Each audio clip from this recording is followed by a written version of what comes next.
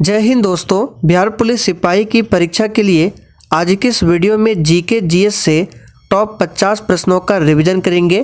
तो साथियों, आज के इस 50 क्वेश्चन में से आपका क्या स्कोर रहता है, सेशन के लास्ट में आपको कमेंट करके अपना अपना स्कोर बताना है। तो साथियों, आज के इस टेस्ट को आप सभी पूरा ध्यानपूर्वक अटेंड करें। तो चलिए फटाफट से आप सभी लाइव में जुड़ जाइए। सभी को गुड इवनिंग, गुड इवनिंग। तो साथियों, पहला क्वेश्चन है, उत्तरी अमेरिका के आंतरिक हिस्सों में पाया जाने वाला घास के मैदान को कहा जाता है। चलिए सभी ऑप्शन को ध्यान से पढ़िए और साथियों बिल्कुल आपको सोच समझकर आंसर करना है। तो यहाँ पर क्वेश्चन नंबर 1 के लिए आंसर क्या हो जाएगा, उत्तरी अमेरिका के आंतरिक हिस्सों में जो घास का मैदान पाया जाता है उसे कहा जाता है प्रेरी। तो याद रखिएगा, यहाँ पर पहला ऑप्शन आपका सही जवाब है, प्रेरी, याद रखिएगा।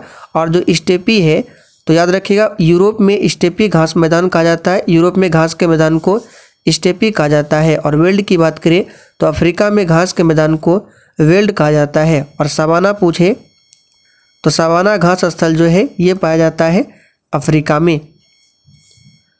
निम्नलिखित में से किसे पक्षियों के महाद्वीप के नाम से जाना जाता है। चलिए क्वेश्चन नंबर 2 के लिए आप सभी आंसर कीजिए। निम्नलिखित में से किसे पक्षियों के महाद्वीप के नाम से जाना जाता है। तो साथियों यहाँ पर इसका सही जवाब है दक्षिण अमेरिका को, याद रखिएगा। दक्षिण अमेरिका को पक्षियों के महाद्वीप के नाम से जाना जाता है।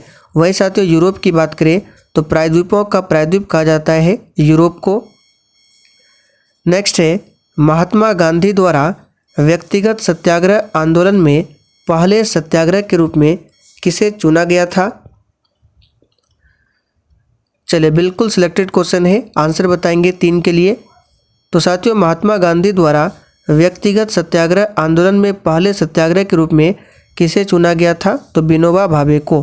तो यहाँ पर डी ऑप्शन आपका सही जवाब है, विनोबा भावे, याद रखिएगा। और दूसरे सत्याग्रही को किसने चुना था, तो याद रखिएगा दूसरे सत्याग्रही कौन थे, तो पंडित जवाहरलाल नेहरू। आगे देखिए, महात्मा गांधी को राष्ट्रपिता के रूप में पहली बार किसने उल्लेखित किया था। तो बहुत ही अच्छा क्वेश्चन है, राष्ट्रपिता के रूप में महात्मा गांधी को पहली बार उल्लेखित किसने किया था, तो याद रखिएगा सुभाष चंद्र बोस ने। आगे देखिए, उड़ीसा में जो कोणार्क का मंदिर है किसके द्वारा बनाया गया था। चलिए क्वेश्चन नंबर 5 के लिए आंसर कीजिए। और देखिए प्रत्येक स्टूडेंट को नीचे लाइव चैट में अपना अपना आंसर करना है, जिससे आपका प्रॉपर तरीके से रिवीजन भी हो सके। तो देखिए साथियों, उड़ीसा में जो कोणार्क का मंदिर है जिसे ब्लैक पैगोडा भी कहा जाता है, और इस मंदिर को बनवाया था किसने, तो याद रखिएगा राजा नरसिंह देव प्रथम ने। यहाँ पर पहला ऑप्शन आपका सही जवाब है, गंग वंश के शासक राजा नरसिंह देव प्रथम ने बनवाया था। भारत में मुस्लिम शक्ति की नींव किस युद्ध द्वारा रखी गई। चलिए क्वेश्चन नंबर 6 के लिए फटाफट से आंसर कीजिए। भारत में मुस्लिम शक्ति की जो नींव है किस युद्ध द्वारा रखी गई। तो याद रखिएगा इसका सही जवाब है तराइन का जो दूसरा युद्ध हुआ था 1192 में, याद रखिएगा इसी युद्ध के द्वारा भारत में मुस्लिम शक्ति की नींव रखी गई। तराइन का प्रथम युद्ध हुआ था 1191 में, पानीपत का प्रथम युद्ध हुआ था 1526 में, और पानीपत का दूसरा युद्ध हुआ था 1556 में, और पानीपत का जो तीसरा युद्ध हुआ था वो 1761 में। सारे फैक्टों को ध्यान रखें। निम्न में से कौन सी ठंडी महासागरीय धारा है।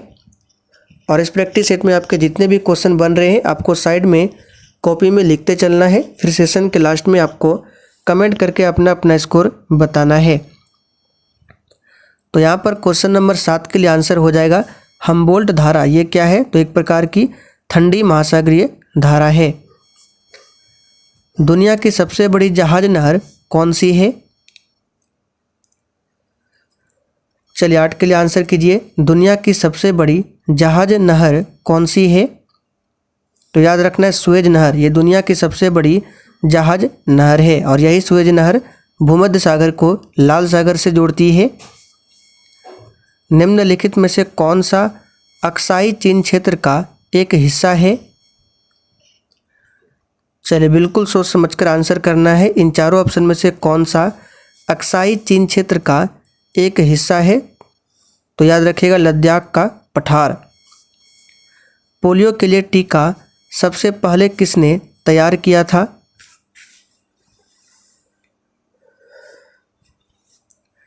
तो प्यारे साथियों, पोलियो के लिए टीका जो है सबसे पहले तैयार किया था किसने? तो याद रखिएगा यहाँ पे आंसर हो जाएगा आपका बी ऑप्शन, जॉन साल्क ने। किसने किया था? जॉन साल्क ने। लुई पास्चर की बात करें तो रेबीज का टीका खोजा था लुई पास्चर ने, और चेचक टीके की खोज की थी एडवर्ड जेनर ने।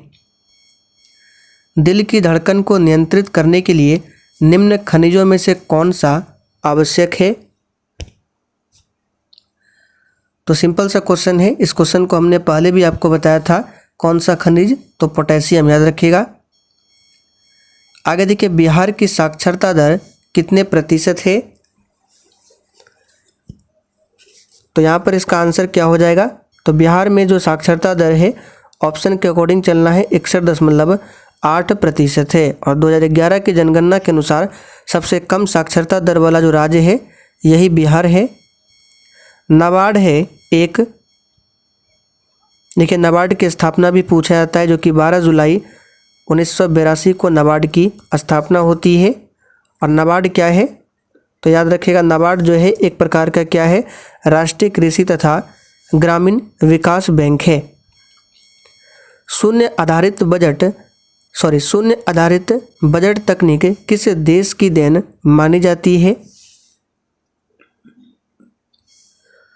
तो साथियों, शून्य आधारित बजट तकनीक जो है ये किस देश की देन मानी जाती है? तो याद रखिएगा ब्रिटेन। यहाँ पर पहला ऑप्शन आपका यहाँ पे इसका आंसर हो जाएगा आपका संयुक्त राज्य अमेरिका। ब्रिटेन नहीं होगा, संयुक्त राज्य अमेरिका होगा, याद रखिएगा। बिहार में किसान सभा की स्थापना किसने किया था? तो सिंपल सा क्वेश्चन है, बिहार में किसान सभा की स्थापना किसने किया था? तो इसका सही जवाब है स्वामी सहजानंद सरस्वती ने। मानव जबड़े में विद्यमान कौन सा दांत भोजन को काटने का कार्य करता है? तो 16 का आंसर हो जाएगा आपका ए ऑप्शन, कृतंक, याद रखिएगा। पीएच स्केल पर अधिकतम क्षारीय विलयन का मान क्या है? तो देखिए पीएच स्केल में 0 से लेकर 14 तक होता है, बीच में 7 होता है। और जिस विलयन का पीएच मान 7 होता है वो न्यूट्रल यानी उदासीन होता है, और 7 से कम जितना होता है वो उतना ही अम्लीय होता है, और 7 से अधिक जितना होता है वो क्षारीय होता है। तो अधिकतम क्षारीय हो सकता है 14। रेडियस अल्ना हड्डी पाई जाती है, रेडियस अल्ना हड्डी जो है ये पाई जाती है, तो याद रखिएगा हाथ में पाई जाती है। किस ग्रंथि से निकलने वाले हार्मोन को लड़ो या उड़ो हार्मोन कहा जाता है? चलिए 19 के लिए आंसर कीजिए। तो साथियों यहाँ पर इसका सही जवाब हो जाएगा एड्रिनल ग्रंथि। एड्रिनल ग्रंथि से निकलने वाले हार्मोन को लड़ो या उड़ो हार्मोन कहा जाता है। निम्नलिखित में से किसने दिल्ली में जमात खाना मस्जिद का निर्माण किया था?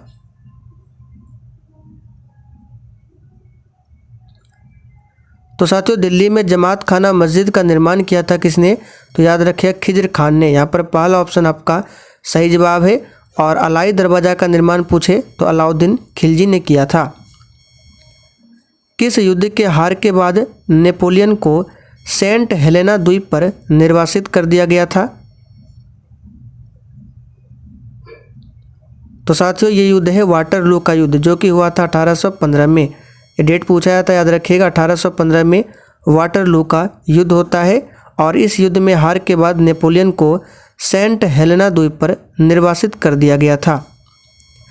प्याज का लाल रंग होता है? तो साथियों प्याज का जो लाल रंग होता है एंथोसायनिन के कारण होता है। लाइकोपिन के कारण टमाटर का रंग लाल होता है। कैप्साइसिन के कारण मिर्च का तीखापन होता है। हमारे नाखून, बाल और त्वचा समान पदार्थ से बने होते हैं। यह एक प्रोटीन है जिसे कहते हैं। तो याद रखिएगा जिसे केराटिन कहा जाता है। जैव विविधता शब्द किसने दिया था? चलिए क्वेश्चन नंबर 24 के लिए आंसर कीजिए। जैव विविधता शब्द को किसने दिया था? तो यहाँ पर इसका सही जवाब है वाल्टर रोजन ने जैव विविधता शब्द को दिया था। और विश्व जैव विविधता दिवस प्रत्येक वर्ष 22 मई को मनाया जाता है। पूर्वी मध्य रेलवे का मुख्यालय कहाँ स्थित है? ये क्वेश्चन बिहार पुलिस के एग्जाम में कई बार पूछा गया है, याद कर लीजिए। हाजीपुर में। भारत दुर्दशा और अंधेर नगरी दोनों किसके नाटक है? तो साथियों भारत दुर्दशा और अंधेर नगरी दोनों नाटक जो है भारतेंदु हरिश्चंद्र के नाटक है। क्राकाटोआ ज्वालामुखी कहाँ पाया जाता है? चलिए 27 के लिए आंसर कीजिए। क्राकाटोआ ज्वालामुखी कहाँ पाया जाता है? तो याद रखिएगा साथियों इंडोनेशिया में पाया जाता है। और इक्वाडोर में कौन सा है? तो कोटोपैक्सी ज्वालामुखी। और साथियों इंडोनेशिया की बात करें तो इंडोनेशिया की नई राजधानी है नुसंतारा। पहले इंडोनेशिया की राजधानी जकार्ता। कौन सा वेद धार्मिक अनुष्ठानों की पद्धतियों का उल्लेख करता है? और साथियों जिन्होंने अभी तक सेशन को लाइक नहीं किया है तो प्लीज़ आप सभी से रिक्वेस्ट है कि आप सभी सेशन को पहले लाइक करें। तो सिंपल सा क्वेश्चन है, इसका सही जवाब है यजुर्वेद। वेद 4 है जिसमें सबसे पुराना वेद ऋग्वेद है और इसमें ही गायत्री मंत्र का उल्लेख मिलता है। सामवेद को भारतीय संगीत का जनक माना जाता है और अथर्ववेद सबसे बाद वाला वेद है। पादप कोशिका का कौन सा भाग इसे स्फीति, कठोरता और सुरक्षा प्रदान करता है? तो ये है कोशिका रस से भरी रिक्तिकाएं। यहाँ पर सी ऑप्शन आपका सही है। और याद रखना माइटोकॉन्ड्रिया को कोशिका का पावर हाउस कहा जाता है और राइबोसोम जो है ये क्या है? प्रोटीन की फैक्ट्री। 74वें गणतंत्र दिवस परेड में किस राज्य की झांकी को प्रथम पुरस्कार मिला था? तो यहाँ पर 30 का आंसर क्या हो जाएगा? उत्तराखंड, याद रखिएगा। और 74वां गणतंत्र दिवस 2023 में मनाया गया था। उस्ताद बिस्मिल्लाह खां को भारत रत्न से किस वर्ष सम्मानित किया गया था? तो यहाँ पर इसका सही जवाब है 2001 में। और उस्ताद बिस्मिल्लाह खां जो है शहनाई वादन से संबंधित है। सरोज स्मृति शोक गीत किसने लिखा है? तो साथियों क्वेश्चन नंबर 32 के लिए यहाँ पर आंसर हो जाएगा सूर्यकांत त्रिपाठी निराला ने। जीवाणुओं को नष्ट करने के लिए निम्नलिखित में से किस गैस का प्रयोग किया जाता है? तो साथियों जीवाणुओं को नष्ट करने के लिए क्लोरीन का इस्तेमाल किया जाता है, याद रखिएगा। और इसका इस्तेमाल जल की शुद्धिकरण में भी होता है। खतरे के संकेतों के लिए लाल प्रकाश का उपयोग किया जाता है क्योंकि यह, तो याद रखिए क्योंकि यह कम से कम बिखरती है। यहाँ पर पहला ऑप्शन आपका सही जवाब है। चलिए आगे देखिए। और जो लाल कलर होता है इसका प्रकीर्णन सबसे कम होता है जिसके कारण इसका तरंगदैर्घ्य मैक्सिमम होता है। चकमा शरणार्थी कहाँ से है? तो यहाँ पर इसका सही जवाब हो जाएगा चकमा शरणार्थी कहाँ से है? तो याद रखिएगा बांग्लादेश। भारतीय संविधान अवशिष्ट शक्तियाँ किसको प्रदान करता है? चलिए आंसर कीजिए फटाफट से। तो अवशिष्ट शक्तियों की बात करें तो याद रखिएगा संघ सरकार। यहाँ पर 36 का आंसर हो जाएगा संघ सरकार को प्रदान करता है। देखिए संघ सूची की बात करें तो संघ सूची में पूछा जाता है टोटल कितने विषय है? तो 100 विषय है। उसी प्रकार राज्य सूची में टोटल 61 विषय है और समवर्ती सूची में टोटल अभी 52 विषय है। सारे को ध्यान रखें। बिहार में प्रचलित कौन सी कथा आधारित प्रथम चित्रकला मानी जाती है? तो यहाँ पर इसका आंसर हो जाएगा आपका मंजूषा चित्रकला, याद रखिएगा मंजूषा चित्रकला। सौर मंडल के किस ग्रह को पृथ्वी का जुड़वा ग्रह माना जाता है? तो ये भी सिंपल सा क्वेश्चन है, शुक्र ग्रह को माना जाता है, याद रखिएगा। शुक्र ग्रह सौरमंडल का सबसे गर्म ग्रह है। मिथिला चित्रकला संस्थान किस जिले में स्थापित किया जा रहा है? तो आंसर हो जाएगा मधुबनी डिस्ट्रिक्ट में, याद रखिएगा, मधुबनी जिला में। आगे देखिए, मेंडलीव की आवर्त सारणी के अनुसार कार्बन का परमाणु क्रमांक कितना होता है? तो यहाँ से आपको और भी प्रश्न याद रखने हैं, जैसे कि मेंडलीव के आवर्त सारणी में टोटल कितने तत्व थे? तो 63 तत्व थे, और आधुनिक आवर्त सारणी में टोटल 118 है। तो इसका आंसर हो जाएगा 6, याद रखिएगा। आगे देखिए, मखदूम शाह दौलत का मकबरा कहाँ पर स्थित है? तो साथियों, मखदूम शाह दौलत का मकबरा ये मनेर में स्थित है। कहाँ पर? मनेर में। सिंधु घाटी सभ्यता में निम्नलिखित में से कौन सा शहर अस्तित्व में था? तो क्वेश्चन नंबर 42 के लिए आंसर हो जाएगा हड़प्पा, याद रखिएगा। हड़प्पा की खोज 1921 में दयाराम साहनी ने किया था, और यह रावी नदी के तट पर बसा हुआ है, और यह पहला खोजा गया स्थल है हड़प्पा। पद्म सुब्रमण्यम को किस शास्त्रीय नृत्य के लिए जाना जाता है? तो साथियों, 43 का आंसर हो जाएगा आपका भरतनाट्यम के लिए। ये तमिलनाडु का शास्त्रीय नृत्य है। कुचिपुड़ी आंध्र प्रदेश का है, कथक उत्तर प्रदेश का है, मोहिनीअट्टम केरल का है, याद रखिएगा। उस्ताद जाकिर हुसैन एक प्रसिद्ध भारतीय वादक है। तो जाकिर हुसैन का संबंध किससे है? तो तबला से। सी ऑप्शन यहाँ पर सही है, तबला। और प्राचीनतम हिंदू वाद्य यंत्र पूछे कौन सा है? तो वीणा हो जाएगा। टीपू सुल्तान की मृत्यु किस वर्ष अपनी राजधानी से श्रीरंगपट्टनम की रक्षा करते हुए हुई थी? तो टीपू सुल्तान की मृत्यु 1799 में होता है, चौथे आंग्ल मैसूर युद्ध में। चलिए आगे बढ़ते हैं और देखिए, चौथा आंग्ल मैसूर युद्ध जो हुआ था किसके समय में? तो लॉर्ड वेलेस्ली के समय में, याद रखिएगा। टीपू सुल्तान को शेर ए मैसूर के नाम से जाना जाता है, और इसकी राजधानी कहाँ पर थी? तो श्रीरंगपट्टनम। चलिए आगे देखिए, खाली स्थान के आधार पर उद्योगों के वर्गीकरण में से एक संयुक्त क्षेत्र उद्योग है। तो किसके आधार पर? तो स्वामित्व के आधार पर। ऐरावतेश्वर मंदिर भारत के किस राज्य में स्थित है? तो ये तमिलनाडु में स्थित है, याद रखिएगा। और इसका निर्माण करवाया था चोल, याद रखिएगा, चोलों ने, राजराज चोल ने। आगे देखिए, बिहार में रोपवे का निर्माण किया गया है। तो ये क्वेश्चन पूछ सकता है, बिहार में रोपवे का निर्माण कहाँ किया गया है? तो याद रखिएगा, राजगीर में।